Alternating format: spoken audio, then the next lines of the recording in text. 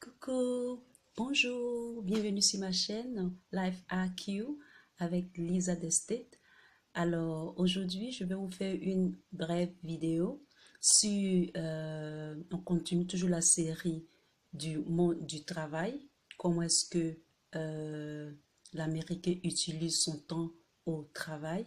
Comment est-ce que l'Américain voit le temps dans le milieu de l'entrepreneuriat?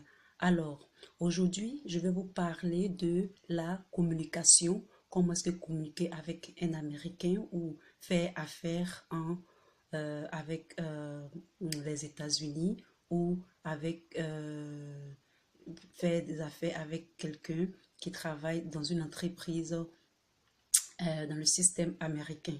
Donc, cette vidéo sera tout juste comment est-ce qu'il faut communiquer, comment est-ce qu'il faut avoir une euh, communication productive et aussi efficace. C'est parti. Alors, pour faire un résumé, on pourra dire par des points spécifiques qui sont très importants, et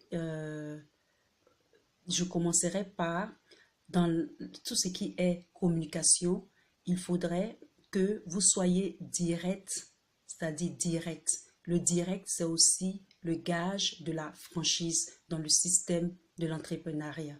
Il faudrait être aussi bref et honnête. OK? Bref et honnête. Cela fait partie aussi de la communication en entrepreneuriat ou bien même dans le milieu du travail. Ceci ne signifie pas d'être brusque et cassant, c'est-à-dire brusque de façon violente et non, c'est-à-dire toujours être bref, être circoncis dans ses idées à communiquer ou à faire savoir.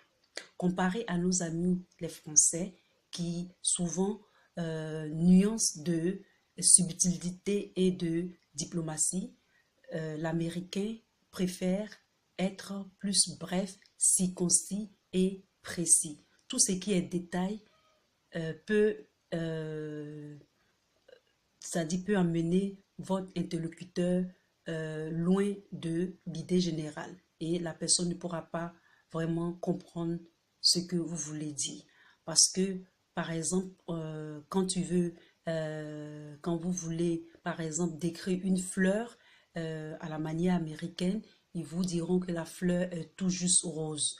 Mais à la manière française, on dira, par exemple, la fleur a des pétales verte, elle est belle, elle est magnifique. Et tout ça, c'est pas comme ça que on communique dans le monde du travail, dans le monde de l'entrepreneuriat. Il faut toujours être concis, précis, circoncis et vraiment, c'est un peu comme être vraiment carré dans ses idées et comme ça, vous communiquez directement votre idée générale.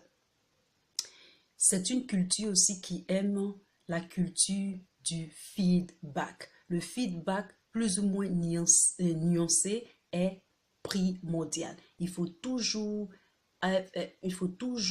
donner un feedback, il faut toujours faire un rapport pour voir le niveau du travail et tout. Donc, ça veut dire si vous êtes dans du travail pour une entreprise et que vous voulez avoir une très bonne communication, vous pouvez toujours faire cela, c'est-à-dire toujours des rapports, toujours des reports, toujours des feedbacks pour dire comment est-ce que votre travail évolue. Alors, en dernière position, nous dirons que ils aiment la communication qui est, on s'exprime souvent au premier degré, c'est-à-dire yes, oui, ou bien no, non.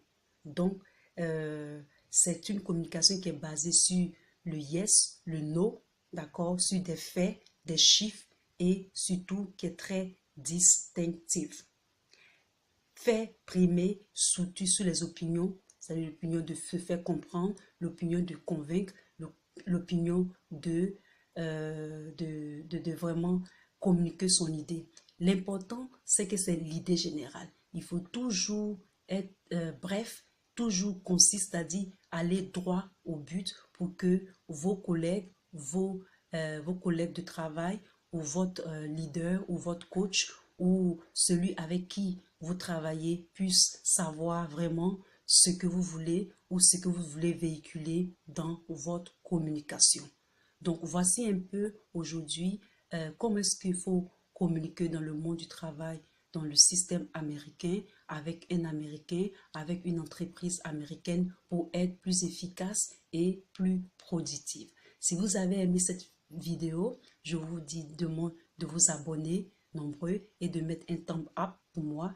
Et à la prochaine vidéo, je vous embrasse et bonne journée.